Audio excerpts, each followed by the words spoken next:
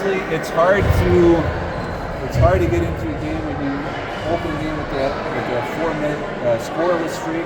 Sevastpol able to get in. What's kind of your message to your team when you fall into a rut like that to try to dig them back up? We know what we need. We're the team. The run and jump that runs is really effective. It's important not to do it. The pregame message was catch, square up, wait for the cuts to play out, try to get to the middle, and then look for the snap off the drive.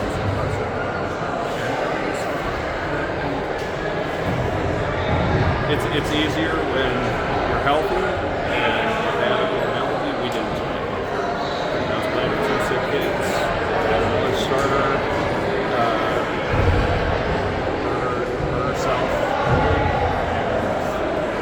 and that just made it tougher. But really, what we need when we see teams play like this is just a bit more resilience with the fight, even when circumstances are not. You started to see a little bit of that resilience in the second half. I mean, you guys were trading buckets back and forth at the beginning here, so was that kind of just at this point just kind of sustaining that a little bit more? Because I mean, obviously the gap still got a little bit wider in the second half, but I mean, you guys were hanging with them for the opening. I would say probably first 8 or 9 minutes of that second half. Yeah, we absolutely were. We looked a lot better when we moved the ball, when we're settling on offense, we get the ball inside and score, and if they collapse on us, we kick it back out and go for the shot. They know how to play. They do.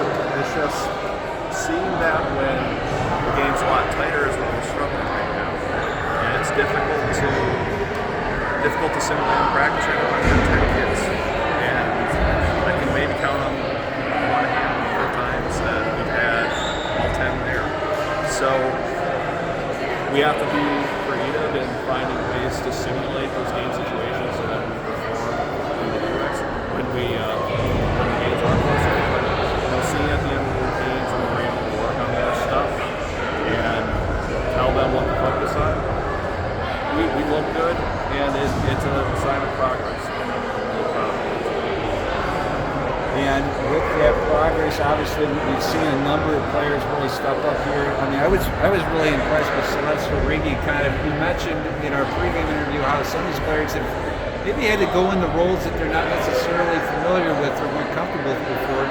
I thought Celeste Riggi really stood out to me in terms of a solid ball handler, really kind of withstanding that pressure that the Pioneers are moving.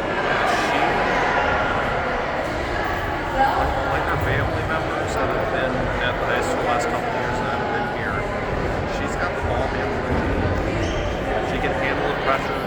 She plays good defense, and really mistakes that I'm seeing from her right now at this level are more from not really having the pieces around her coming up and playing at a higher level.